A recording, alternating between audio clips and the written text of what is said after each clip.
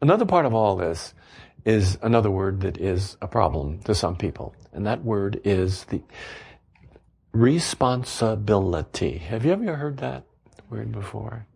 You see, is truly taking responsibility for your life. And oftentimes if you categorize things in the manner that I was talking about, good or bad, evil or not evil or whatever, it's hard to move in to the kind of responsibility that you need, where you own it, Then you can deal with it. But a lot of times that allows you to just separate yourself from it. You create avoidance mechanisms. But in this taking a responsibility, first of all, you have the right and the responsibility to choose what you want to do with your life.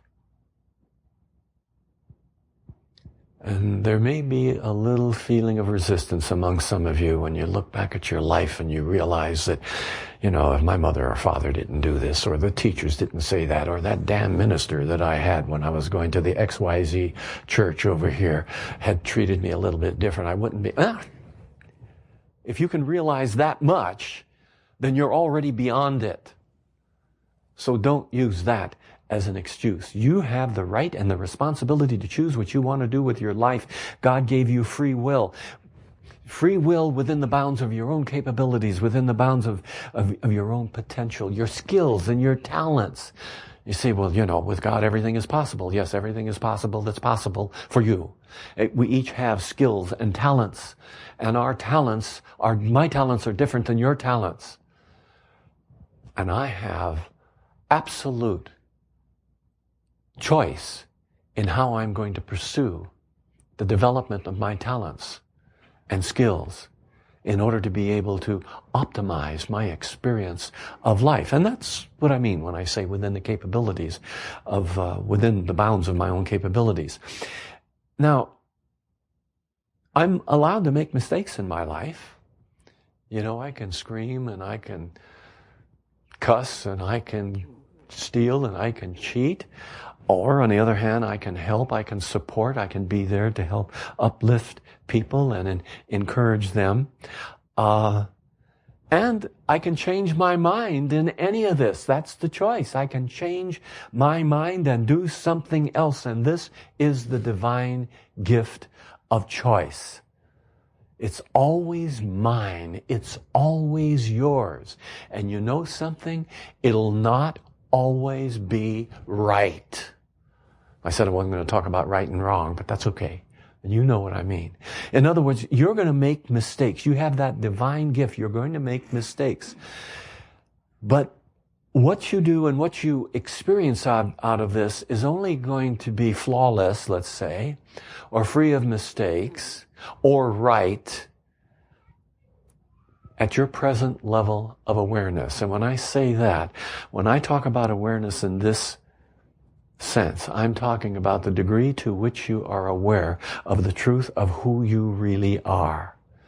Your true nature, that image likeness of God that you are, and the implications of that. And the more we get an insight in the possibilities, the unlimited possibilities that are there for us, grow in awareness of that, the more we can begin to draw those into our life simply by being aware of them. Isn't that amazing? A good command to give a friend of yours sometime, if he or she is doing something stupid, is just to say, wake up, or stop it.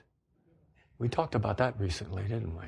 And you say, oh, but can't you give me some mystical set of words or mantra that is going to conjure up the spirit of Guru Dudu from out there in the universe somewhere, going to come in and transform our life? No, it won't happen. You make the choice and the transformation occurs within you. And as we begin to realize this, our awareness really has to do with the degree to which we know our own God-likeness. Then we realize that we are, in a sense, always doing the very best that we can under the circumstances.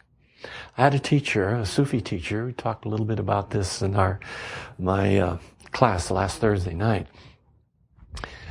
He was a Sufi, and a variety of other kinds of things he incorporated into his system. And he made the comment one time that anything that a person does, when that person does it, it is right, proper, and justified. Now, think about that.